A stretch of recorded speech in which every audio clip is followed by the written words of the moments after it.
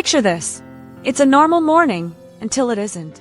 A new virus shows up in one city, and within weeks, supply chains buckle.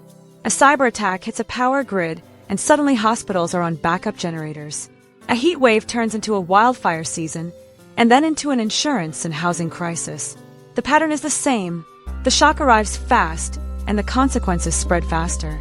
So here's the question that decides who gets through it. When the unexpected hits, does a nation improvise, or does it already have an intelligence system for crisis? Not a plan in a binder, not a press conference. A living, real-time capability to detect weak signals, forecast what's next, and coordinate action before the damage multiplies. Today we're talking about crisis intelligence and why it's becoming the backbone of national resilience. This isn't just a tech topic. It's about trust, legitimacy, and survival in a world defined by volatility. Welcome back to the B.I channel, where data meets decisions. I'm Solon Hale, and for this conversation, we've got a genuinely global panel, people who sit at the intersection of strategy, AI transformation, governance, and ethics. Nakel Makima is a BI strategist and the founder of the BI channel.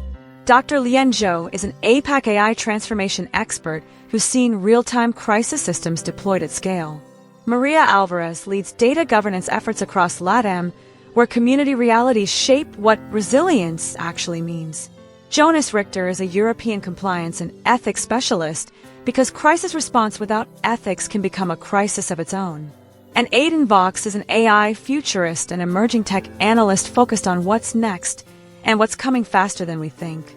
Nakel, welcome back. Set the stage for us. When you hear the phrase crisis intelligence, what do you mean? I mean a national capability, something you can rely on under pressure, to notice early signals of disruption and move from detection to coordinated response quickly. It's not just reacting. It's seeing the crisis forming and deciding faster than the crisis can grow. Dr. Zhou, from the APAC lens, does that definition match what you see on the ground? Yes, and I'd add that speed is only possible when you build for real time. In many APAC contexts, you're dealing with earthquakes, typhoons, and dense urban systems. So you need platforms that can spot anomalies across regions and update decision-makers continuously, not once a day. Maria, where does governance fit into this? Because a lot of people hear intelligence and think purely technical. Governance is the difference between a powerful system and a chaotic one. Crisis intelligence pulls from hospitals, transportation, energy, financial systems, even social services. If the data isn't trusted, shared responsibly, and understood in context, you get false confidence. In some places you also have to recognize that the most relevant signals come from the community level, not just national dashboards. Jonas, you've warned before that crisis response can go wrong even when it's effective. What does ethics add here? It adds legitimacy. During crisis, governments may restrict movement, prioritize resources, or use surveillance tools. Without clear rules, fairness, accountability, transparency, you can solve one problem and create another: discrimination, abuse of power, or long-term loss of public trust. Aidan, bring us into the future for a second. Where does AI actually sit inside crisis intelligence? In the predictive layer. AI can detect patterns humans won't see, simulate scenarios at scale, and recommend actions, sometimes in minutes. But the key is, AI isn't the crisis manager. AI is a tool that can compress time, and time is the most precious resource during a crisis. Okay, let's lock in the distinction. Crisis intelligence is not just emergency management. It's intelligence-driven resilience, sensing, predicting, coordinating, and doing all of that with accountability. Now I want to break this into an architecture, 5 layers. And as we go, I want listeners to imagine, if you're a policy leader, a public sector data lead, or a business that depends on national infrastructure, where are your gaps? Layer 1, early warning systems. Nakel, what counts as an early warning in practice? It's weak signals. Things that look small until they don't.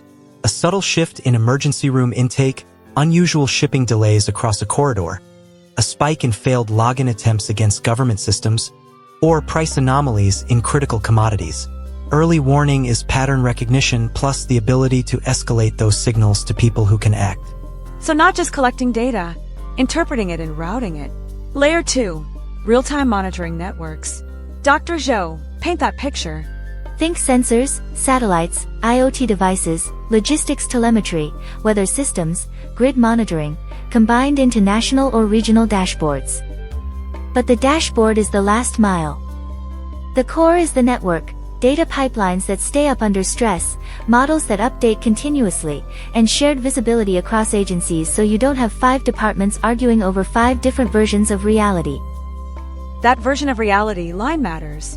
Because in a crisis, confusion multiplies. Layer 3, crisis simulation engines. Aiden, what are we talking about? Real simulations. Digital twins. What's hype and what's real? Both exist. The real approach is building models that can run what if fast. What if a hurricane makes landfall here? What if this port closes for 10 days? What if the grid loses these substations? What if hospitals exceed capacity in these districts? Digital twins are one version, basically simulated replicas of systems like cities or supply chains. The point isn't perfect prediction. The point is rehearsal and decision support, so you're not inventing strategy mid-catastrophe. Layer 4, coordinated response platforms.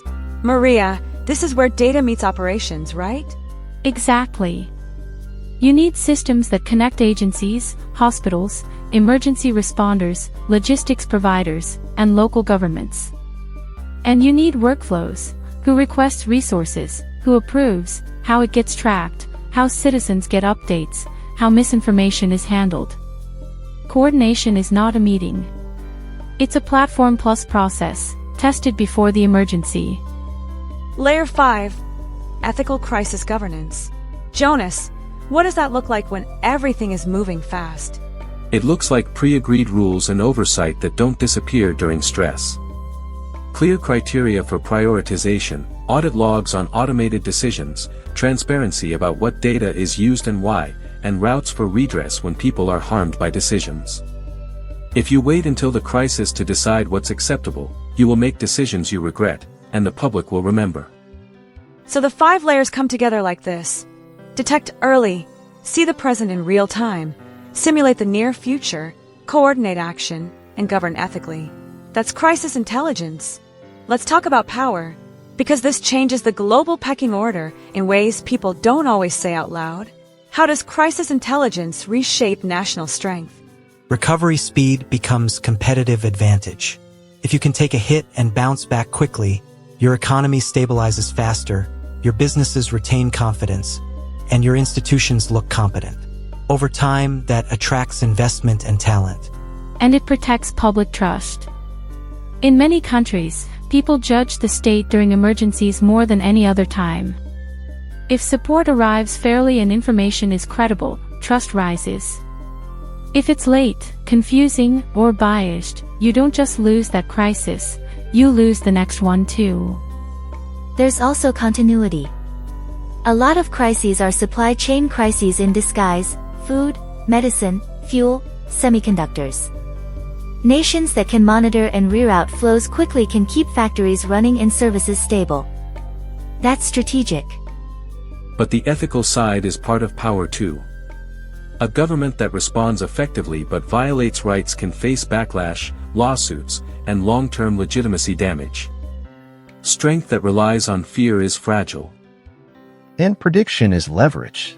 Not because you're clairvoyant, but because if you're earlier than everyone else, you preposition resources, harden defenses, and reduce cascading failures. That gap, hours or days, can be the difference between disruption and disaster. So crisis intelligence becomes a form of national strength. Speed, continuity, trust, legitimacy, and a bit of foresight. Let's go regional. Different parts of the world are building this in different ways, often shaped by their most common shocks. Dr. Zhou, start us off with APAC. Why does the region often get described as real-time responders? Because the frequency of natural disasters and the density of infrastructure forces it. Many places have built rapid alerting, sensor-based monitoring, and cross-agency response habits. And they iterate. After each event, they update playbooks, improve data sharing, upgrade systems. The mindset is continuous readiness. Jonas, Europe often frames resilience through rights and coordination. Is that fair? Yes. Europe is very focused on cross-border cooperation, because crises cross borders, and on safeguards. You see strong emphasis on privacy, lawful basis, proportionality, and transparency. That can slow things down, but it also prevents reckless solutions that undermine democracy. Aiden, North America as simulation leaders. What do you mean by that? There's a deep ecosystem around modeling and simulation, defense, infrastructure, energy emergency management. The capability exists to run complex scenarios and integrate with planning. The challenge is often stitching those simulations into day-to-day operations and ensuring the outputs actually drive decisions, not just reports. Maria, LATAM gets described as community intelligence. What does that look like beyond the slogan? It means recognizing where the most accurate and urgent signals appear. Communities notice water issues, clinic overload, violence spikes, transport disruptions, often before national systems do. So crisis intelligence can't be only top-down.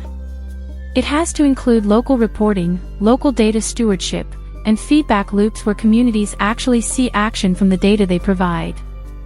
And Nakel, bring us to Africa. Mobile First Resilience Network. Why mobile? Because mobile infrastructure is often the most scalable connective tissue.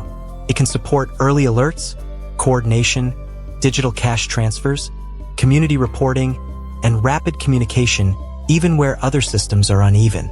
Mobile becomes a crisis backbone. But the real key is integrating those signals into national decision flows, not letting them stay fragmented. Different regions, different strengths, but the same goal. Turn shock into a managed event instead of a cascade. Now let's zoom into the moment of crisis. It's happening. What does intelligence actually do, minute by minute, when the pressure is on? It helps you allocate resources with evidence. AI can suggest fastest routes for supply delivery, highlight where infrastructure is failing, and flag where conditions are about to worsen. The win is faster prioritization. And it helps you see who needs help first. Not just where the loudest complaints are. Data can reveal vulnerable populations, elderly, remote communities, informal settlements, so aid doesn't follow attention, it follows need. Simulations help you choose among imperfect options. If you close this road, what happens to hospital access? If you reroute freight, which regions face shortages? When you can test strategies quickly, you reduce second-order damage. Predictive models also help with timing. Many crises have a curve. Cases rise, winds shift, demand spikes. If you know where the curve is headed, you can act before the peak and avoid panic decisions at the worst possible moment. And ethics ensures you don't sacrifice the same groups repeatedly.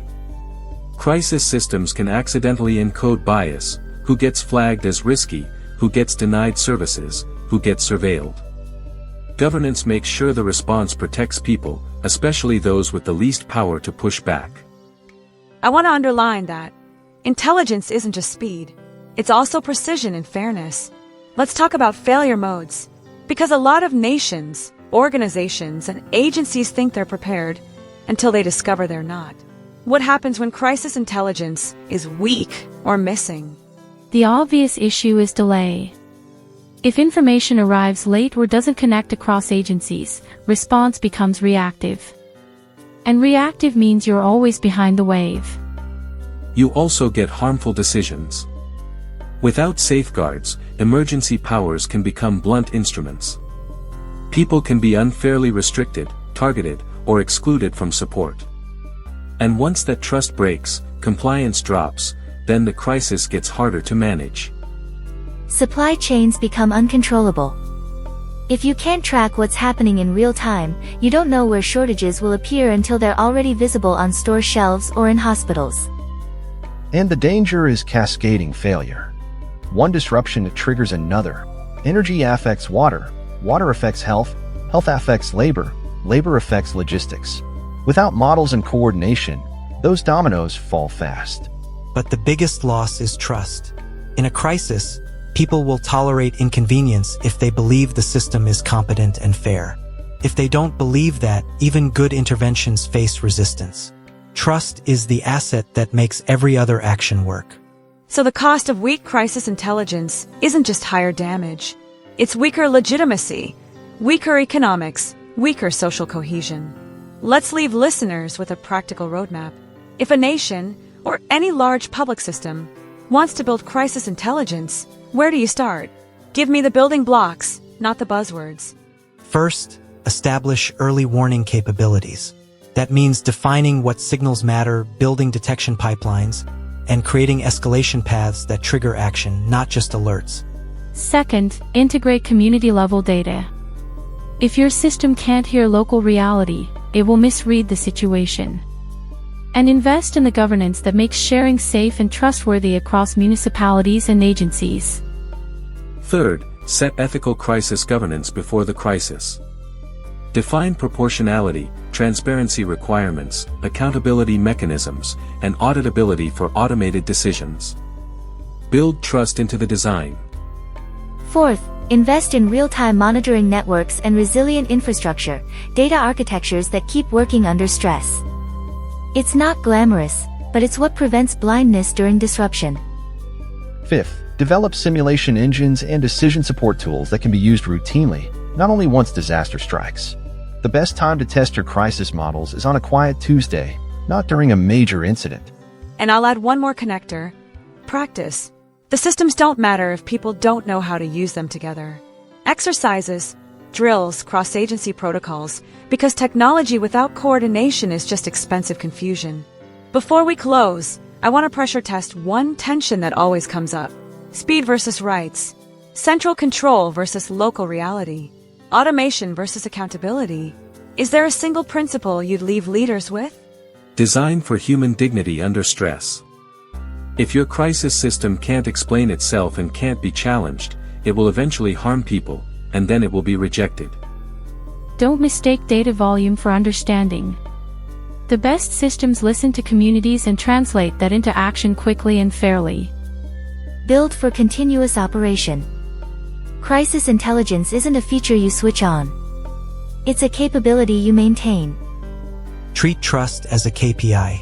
Measure it, protect it, and build systems that earn it during the hardest moments. Assume the unexpected will happen, and we'll combine. The future is not single crises. It's stacked crises. Model that reality now. That right there is the core message. Crisis intelligence is the foundation of national resilience. The nations that can sense early, predict realistically, coordinate fast, and govern ethically will shape the future. The ones that can't will be shaped by the shocks they didn't see coming. Thanks to our panel, Nakal Nakima, Dr. Lien Zhou, Maria Alvarez, Jonas Richter, and Aidan Vox. And thank you for spending this hour with us on the BI channel, where data meets decisions.